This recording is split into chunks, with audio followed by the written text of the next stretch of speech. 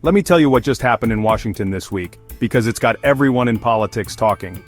Former President Donald Trump just headlined a massive fundraiser for the House GOP and walked away with a jaw-dropping haul. We're talking at least $10 million, raised in one night. Yeah, $10 million.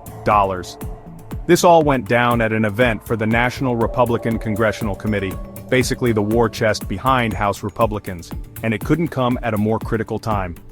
Right now, Republicans have a razor-thin majority in the House.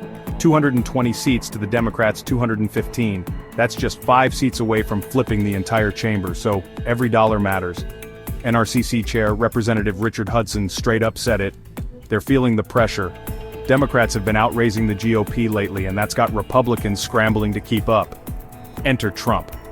According to Hudson, Trump sees keeping the House as essential to pushing his agenda, especially if he's on track to win back the White House in 2028 or even sooner. He knows a Democrat-controlled House led by Speaker Hakeem Jeffries would be a brick wall against anything he tries to pass. But here's where it gets spicy.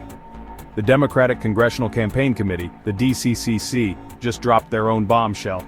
A list of 35 Republican-held seats they're gunning for in 2026. That's not just playing defense, that's an all-out offensive. Representative Susan Delbean, who chairs the DCC, made it clear. They think they can flip the House.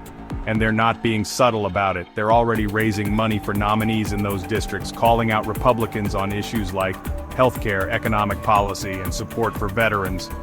So, what's the GOP's move? They've got their own target list. 26 Democrat-held districts they think they can snag. And they're counting on a few key factors to work in their favor.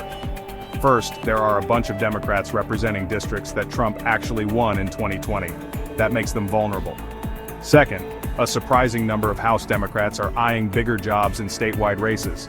That means open seats, usually easier for the other party to steal. But let's zoom out for a second. Midterms are never easy for the party in power.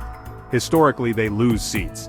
And with the political climate as electric as it is, and Trump back in full campaign mode, it's setting up for one of the most intense midterm cycles in years. So, what does Trump's $10 million night actually mean? It's a signal. A big one. It says he's not just sitting on the sidelines waiting to run again, he's actively shaping the battlefield, pouring money, influence, and momentum into the 2026 fight. And for the Democrats, it's go time. They're gearing up, raising cash, and betting big that voters are ready to flip the script. One thing's for sure, the race for the House in 2026 is already heating up, and we're still a year and a half out. Buckle up. This is going to be wild.